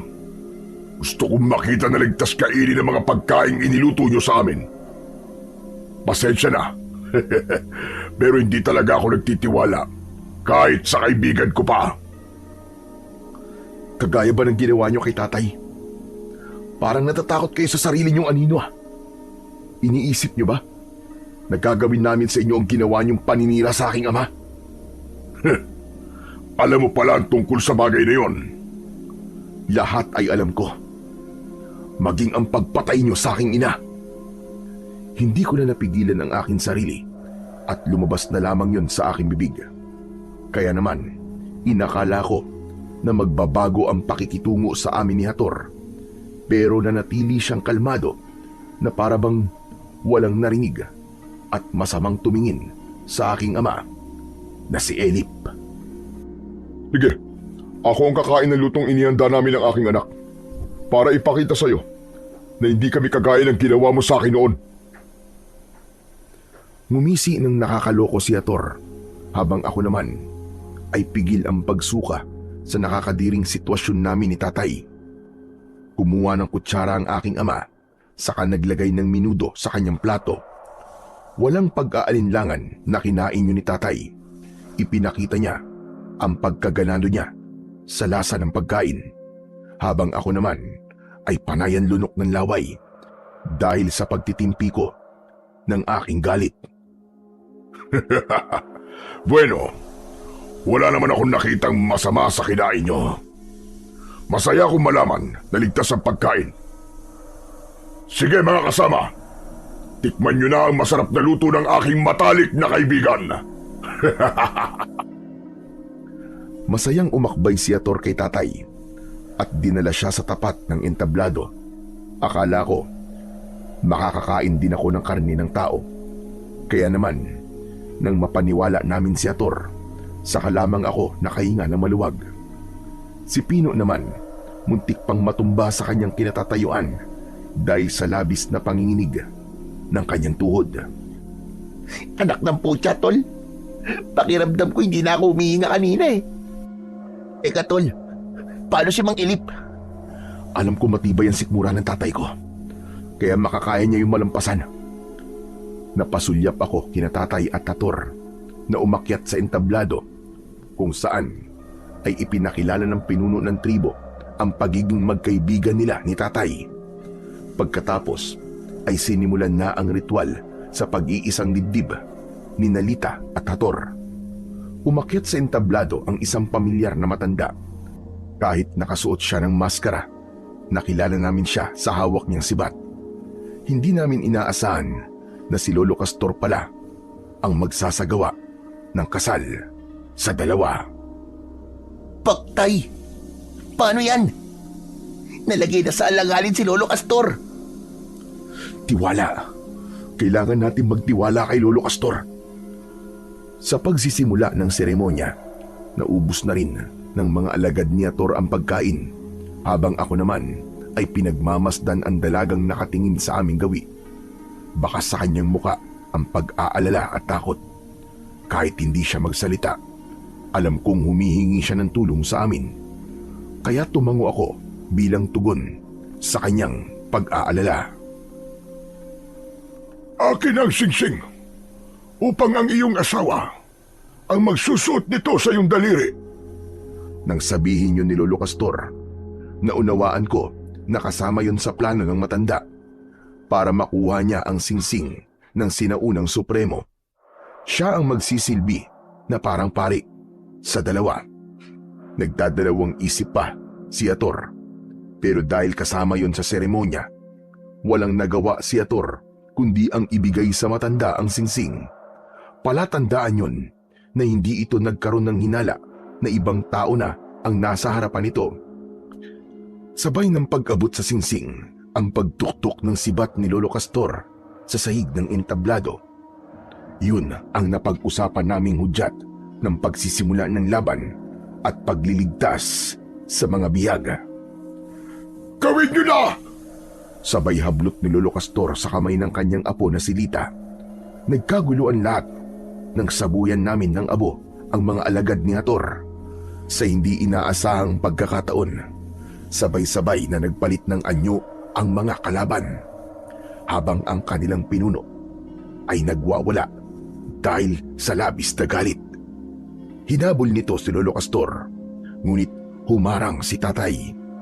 Kaya naman nakatakas ang maglolo at dumaan sila sa likod kung saan walang mga bantay. Nang matiyak namin na nakatakas na ang maglolo, hinarap namin ang mga aswang. Anong ginawa niyo? Bakit niyo ginulo ang kasal ko? Mga hayop kayo! Kailangan pa bang itanong yan? Ang mga kagaya mo na demonyo, hindi makakatanggap ng pagmamahal mula sa tao. Wala kang karapatan na pakasalan ang kahit na sino man. Hindi mo siya makukuha. Ako pa rin ang pipigil sa'yo. Hayop ka talaga. Bakit ba hanggang ngayon sagabal ka pa rin sa mga plano ko? Ang dapat sa'yo ay mamatay. Mula sa harapan ni tatay, biglang nagpalit ng anyo si Ator. Naging mabangis na aswang na mangingilaw. At ang nakakatakot sa kanyang anyo, ang mahaba niyang dila na kayang pumulupot sa katawan ng tao. Inuubos mo talaga ang pasensya ko. Hindi na ako pauuto sa mga kagaya mo. Isang malakas na suntok ang tumama sa tiyan ng aking ama. Tumalsik siya at bumagsak ng pasadsad sa lupa. Sinugod ko ang pinuno ng mga aswang at inatake yun gamit ang aking matalim na itak. Tinamaan ko siya sa kanyang dibdib, ngunit kitang-kita ko na humilom ang kanyang sugat. Anak ng putya! Paanong nangyari yun? Hindi ka magtatagumpay sa binabalak mo. Wala kang magagawa sa ngayon dahil hindi ko hahayaan na makatakas pa kayo ng iyong ama pagkatapos niyong guluhin ang kasal ko. Isang malakas na kalmot ang tumama sa akin tiyan. Pagkatapos ay naramdaman ko ang pagpalupot ng kanyang dila sa aking leeg. Nabitiwan ko ang aking itak. Sumugod naman si tatay para ako ay iligtas. Ngunit maging ito ay nasakal din ni Ator. Umangat ang paa ni tatay sa lupa habang ako naman ay nagpupumiglas at hindi makahinga sa mahigpit na kapit ng dila nito sa aking leeg.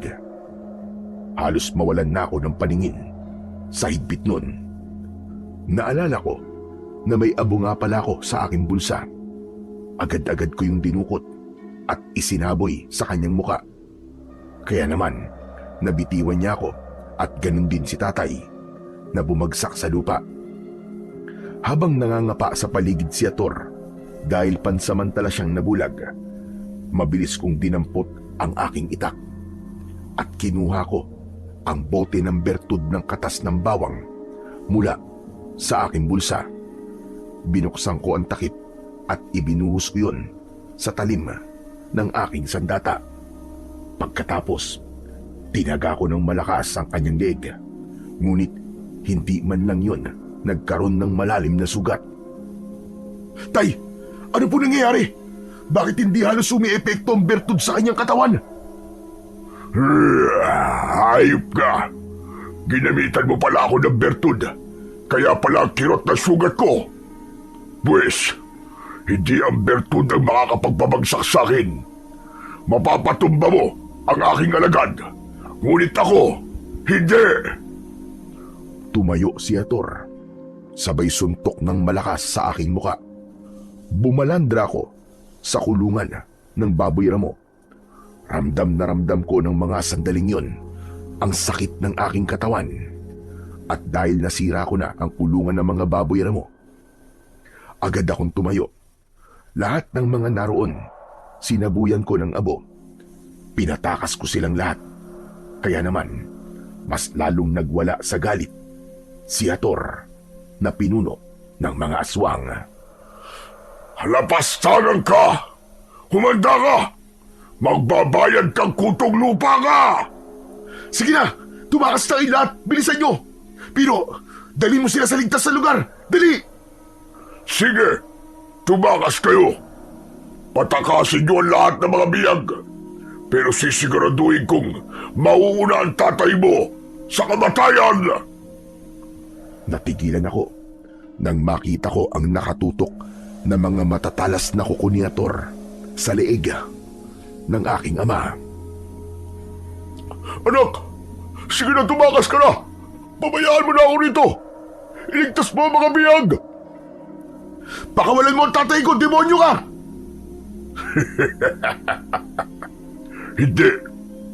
Hindi ko siya pakakawalan.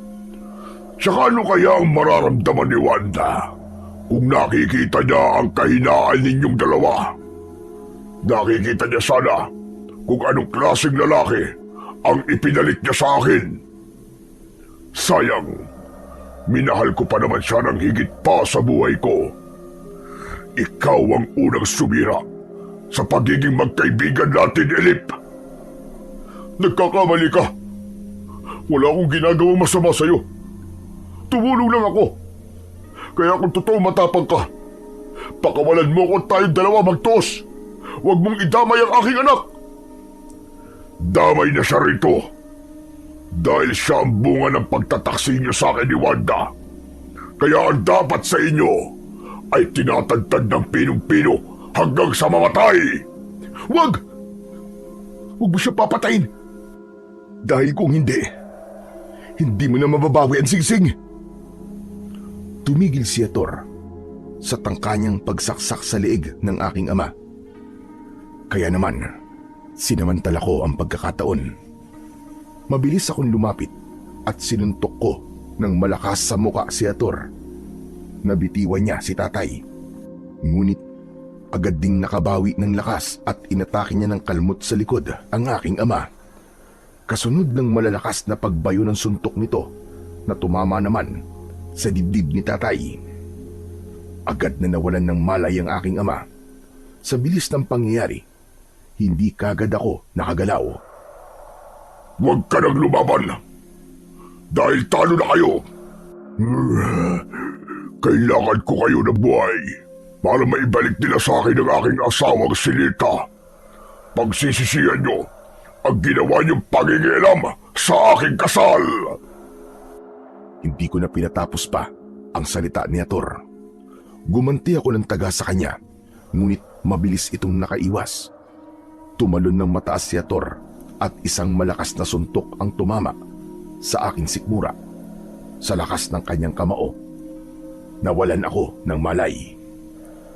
Nagising ang natutulog kong diwa dahil sa malakas na boses ni Ator, kasunod ng pagsaboy ng tubig na tumama sa aking muka. Gumising ka. Gusto kong makita mo kung paano ko kayo parusahan ng tatay mo. Sige, buhusan niyo pa siya ng tubig nang tuluyang magising. Dahil sa mga galos ko sa katawan, Nakadagdag yun sa sakit na parabang unti-unting pinupunit ang aking laman, habang ang tubig naman na isinaboy nila sa aking muka ay sapat na para mahirapan ako sa paghinga. Hindi ako makawala dahil nakagapos ang aking mga kamay. Dagdagan niyo pa ang pagpapahirap sa kanya. Naiinsulto ko sa ginawa nilang pagpapatakas sa ating mga biyag. Nilagyan ng tela ang aking muka at pagkatapos ay binuhusan nila ng tubig. Nagpumiglas ako habang kinakapos ang aking hininga. Tama na! Huwag niyong gawin yan sa anak ko, Hator! Tama na! Huwag niyong saktan ang aking anak! Anak ninyo ni Wanda na nagmana sa'yo sa pagiging mahusay na kusinero. Ang buong akala mo ba, Ilip? Wala akong alam sa mga pinaggagawa ng anak mo sa aking mga tauhan. Ang totoo, kasama ito sa plano ko. Ang akala ba ninyo ay basta na lamang niyo akong matatalo? Pues, hindi kayo magtatagumpay hanggat hindi na ibabalik sa akin si Lita at ang Singsing. Hindi ko ititigil ang pagpapahirap sa inyo. Hindi na sila babalik. Mamumuti lang yung mga mata sa kakaintay sa kanila. Napag-usapan na namin. Handa kami mamatay para sa kaligtasan ng maglolo na yon. Hindi ako naniniwalang hindi sila babalik. May hina ang kanilang loob, kagaya ninyong dalawa. Kaya paghahandaan ko ang pagbabalik nila para iligtas kayo. Ang paghandaan mong demonyo ka ay ang epekto ng bertud na katas ng bawang sa katawan ng mga alagad mo. Makikita mo ang pagbabalik ng tunay na impyernong sinasamba mo. Ha? Anong ibig mo sabihin? 3 oras. Magaganap ang kahindik-hindik na epekto ng bertud sa mga alagad mo na kumain ng mga niluto naming ulam. Sa harapan mo mismo, makikita mo ang kanilang mga itsura kung paano sila magpapatayan. Hindi! Hindi maaari! Hindi ko hahayaan na magtagumpay ka! Huli na! Sa mga sandaling ito, nasa dugo na nila ang bisa ng bertud. May isa pa akong magandang balita sa iyo, Hator. Ang kinain ninyo mismo ay ang isa sa mga alagad mo. Hindi!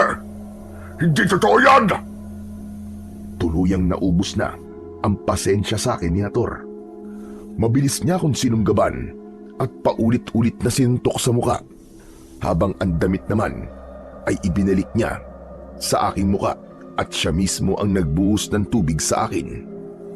Nang mga sandaling yon, pakiramdam ko ay katapusan ko lang talaga. Ipinagdasal ko na lamang sa Panginoong Diyos na iligtas niya kami sa tiyak na kamatayan.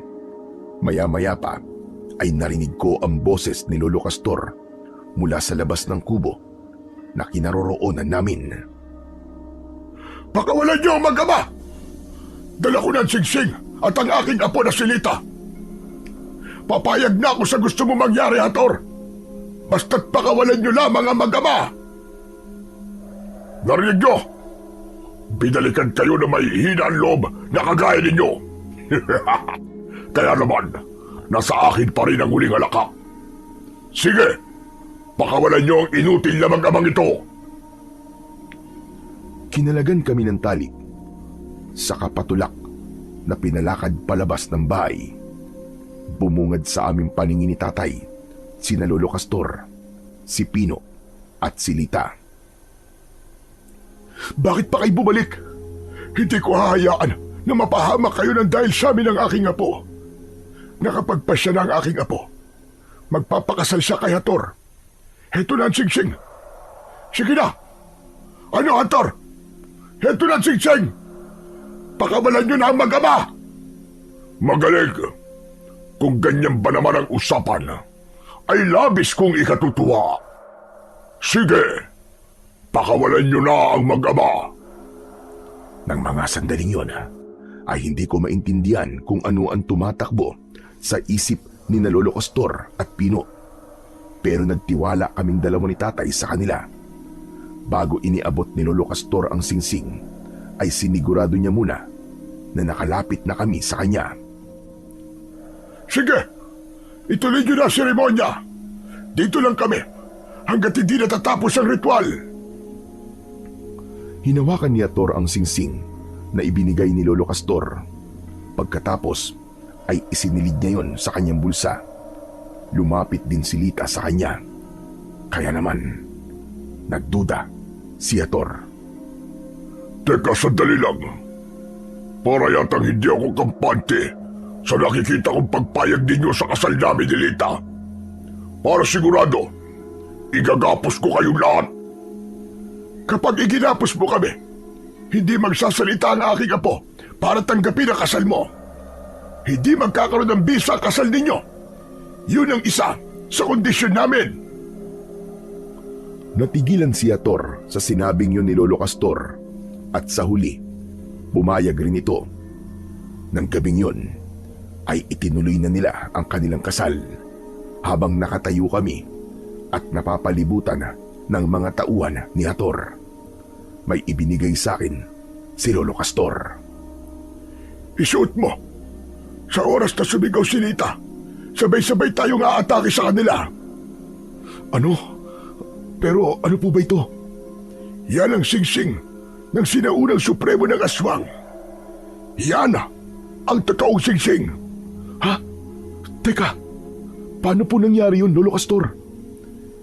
Ibinili niyan sa akin ng namatay kong anak na si Alejandro.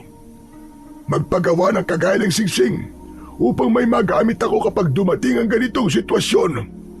Kaya naman, sa oras na may suot mo ang singsing, magkakaroon ka ng sapat na lakas para labanan ng mga aswang.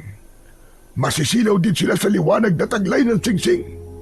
Isa pa, pagsapit ng alauna na madaling araw, magaganap na ang epekto ng bertud. Nang maramdaman ko ang singsing sa aking palad, mabilis ko yung isinuot sa aking daliri at bigla ay naramdaman ko ang kakaibang enerhiya na bumalot sa aking kamao. Para bang may suot akong hindi nakikitang liabe. Ngayong nasa akin ang lahat ng kailangan ko, magaganap na ang aming pag-iisang dibdib ng aking magiging reyna. Tumingala sa bilog na buwan si Ator. Kinuha nito ang singsing mula sa kanyang bulsa. Pagkatapos ay ibinigay yon kay Lita para ito mismo ang magsuot sa daliri ni Ator. Kasunod ng paghalik ni Ator sa labi ni Lita, sumigaw ng malakas ang dalaga.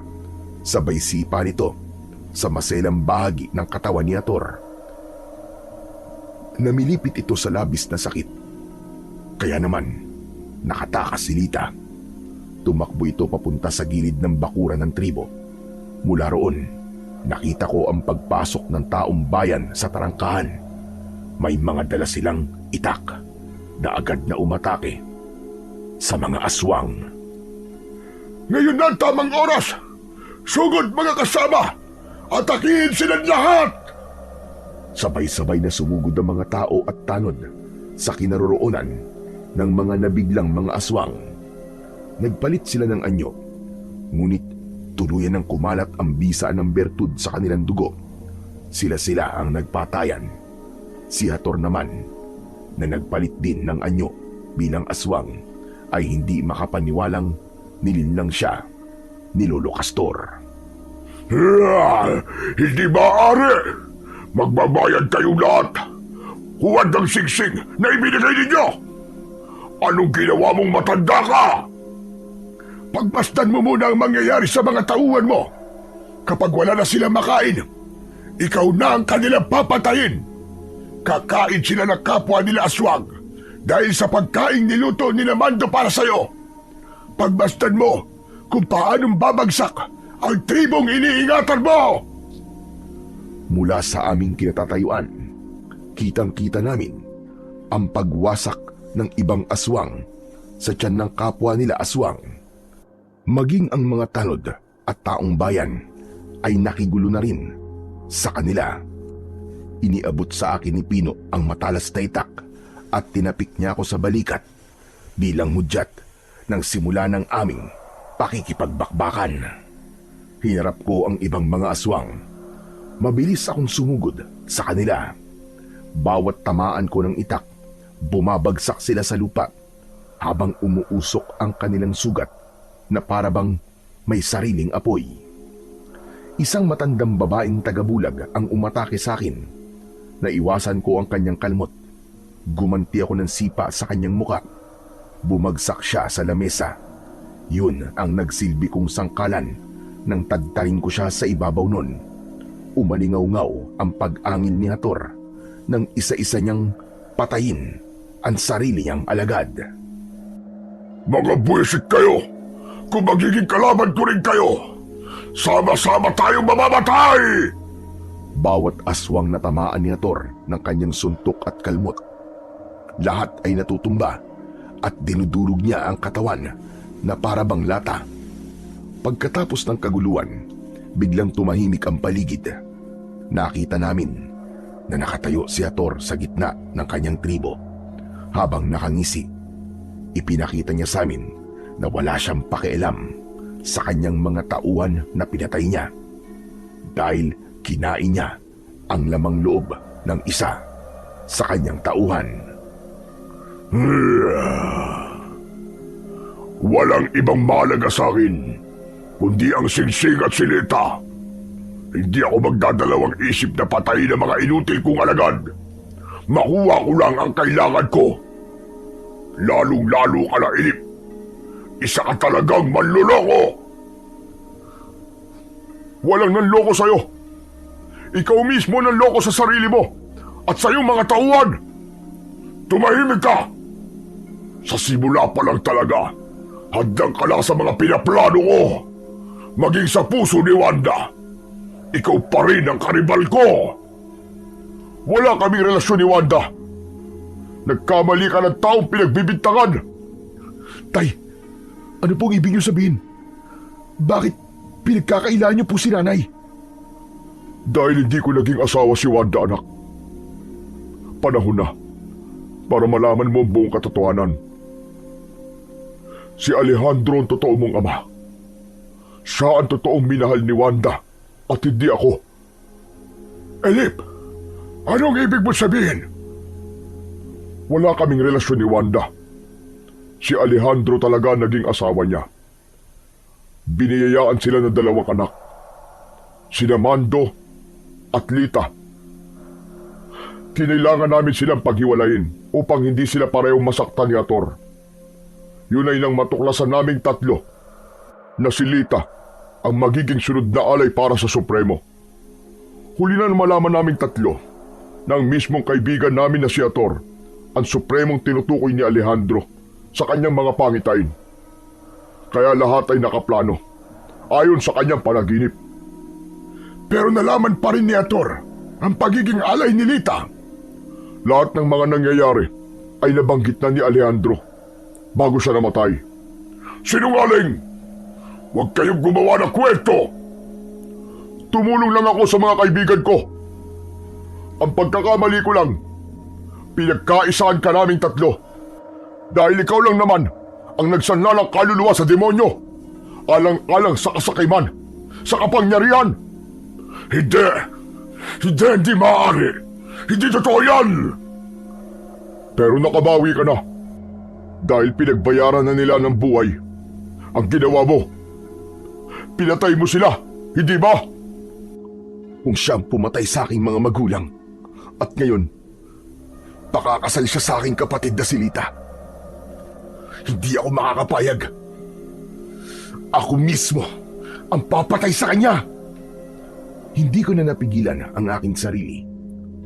Sumugod ako sa pinuno ng mga aswang gamit ang aking matalas na itak. Tinaga ko siya. Ngunit mabilis niyang naiwasan yon. Gumanti siya sa akin ng suntok at tumama yon sa aking dibdib. Ngunit mabilis akong nakaikot at siniko ko siya sa kanyang muka. Habang sina Pino naman at tatay ay sabay-sabay na rin na sumugod sa kinaroroonan ni Hator. Ngunit tinamaan sila ng kalmot nito sa dibdib. Lumiwanag ng malakas ang mga mata ni Hator. Nasilaw kaming lahat. Apo! At Singsing! Buhusan mo ng bertud ng katas ng bawang! Bilisan mo! Inihagis sa akin ni Lolo Castor ang bote na naglalaman ng bertud ng katas ng bawang. Saka mabilis na ibinuhos yun sa akin suot na singsing. Maging ang aking itak, binuhusan ko rin. Sumiklab ang malakas na liwanag mula sa singsing. Kaya naman, si Hator naman ang nasilaw. Ito na ang magiging katapusan mo! Hayop ka! Malakas kong sigaw habang tumatakbo pasugod kay Hator. Kitang-kita ko ang liwanag sa aking kamao nang isuntok ko yon sa dibdib ni Hator. Yumanig ang katawan niya. Sinundan ko yon ng malakas na pagtaga sa kanyang balikat. Umusok ang kanyang sugat. Napahiga siya sa lamesa at doon, walang awa ko siyang tinadtad ng taga. Kinatay ko ang pinuno ng mga aswang sa harapan ng mga tao. Sa huling pagsaksak ko sa kanyang dibdib, sumabog ang liwanag mula sa akin singsing. Kasunod ng paglagablab ng katawan ni Hator. Nanginginig ang aking katawan sa labis na galit hanggang sa pumatak ang aking luha nang makita ko ang naaabong katawan ni Hator. Naluluwa naman na lumapit sa akin si Rita at mahigpit niya akong niyakap habang tinatawag niya akong kuya. Lahat ng pagod at sama ng aking loob ay nawala nang maramdaman ang pagmamahal ng aking kapatid. Salamat sa Diyos. Hindi niya hinayaan na mapahamak ka, Lita. At pinagtagpo pa rin tayo ng Diyos para magkasama ulit. Hindi ako makapaniwalang may anak si Wanda na panganay. Sa dinami-rami ng taong maihingan ko ng tulong, ikaw pa na sarili kong apo. Kung hindi mo kadugo ang aking anak na si Alejandro, hindi mo magagamit ang pinagsamang kapangyarihan ng bertud at ng singsing. Ngayong natapos na ang paghahari ni Hator, matatahimik na ang ating baryo mula sa mga aswang. Lolo Castor, Chong, baka naman pwedeng manligaw kay Lita. Si Raulo, subukan mo lang at manghihiram ka ng mukha sa aso. Ito naman, hindi na mabiro. Masyado kang high blood eh. Nagtawa ng kaming tatlo dahil sa sinabing yun ni Pino, habang si tatay naman ay hindi makalapit sa akin. Alam ko na nag-aalala siya dahil sa natuklasan kong lihim mula sa aking pagkatao. Tay, huwag niyo po isipin na masama ang loob ko dahil sa mga natuklasan ko. Nagpapasalamat pa nga po ako sa inyo dahil inalagaan niyo po ako mabuti. Tay, maraming salamat po. Hindi ka ba nagagalit sa akin? Hindi po, tay. Dahil alam ko pong minahal niyo po ako ng higit sa totoo niyong anak. Isa pa po, sinalupunin niyo ang galit ni Hator na dapat sana ay para sa aking ama at ina. Nagpapasalamat din ako sa iyo, Elip. Dahil nakiisa ka sa pagtulong mo sa aking apo. Hindi matatawaran ang pagmamahal mo sa iyong mga kaibigan. Naluluwang napayakap si tatay sa akin at kay Lolo Castor, habang ang taong bayan naman ay sobrang nagpasalamat sa amin dahil sa pagkakaligtas namin sa kanilang anak na nakakulong sa tribo ni Hator. Nang araw na yon ay umalis kaming magkakasama. Kahit lumipas na ang mahabang taon, ay sariwa pa rin sa aking alaala ang tagpong yon sa aking buhay, kung saan nakipaglaban ako sa pinuno ng mga aswang na mangingilaw. Sa ngayon po, tuluyan nang naubos ang kanilang lahi. Wala nang nailathala sa libro ng tungkol sa kanilang paghahasik ng lagim. Masaya na rin po akong namumuhay kasama ang aking pamilya.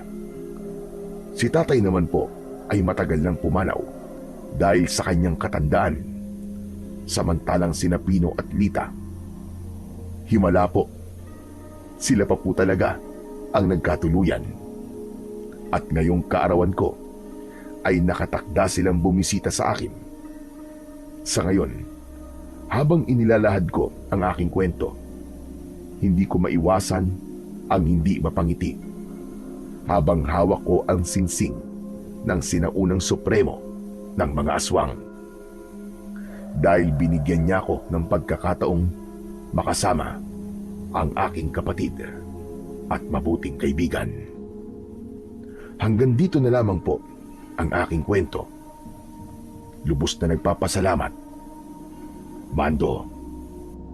Ang tunay na pagkakaibigan ay hindi nasusukat sa tagal, kundi sa lalim ng katapatan. Ito ang pagsasamahan na nananatiling matatag kahit yumanig ang mundo ng sakuna, pagsubok at alitan. Sa gitna ng hirap, mas nangingibabaw ang pagtutulungan, pagpapatawad at pagkakaisa. Ang ganitong uri ng kaibigan ay higit pa sa kapatid o kadugo. Isang taong maaasahan sa bawat oras, hindi umaalis sa panahon ng dilim. Tunay ngang ang tapat na pagkakaibigan ay isang mahalagang kaloob at biyaya ng Panginoon sa ating buhay.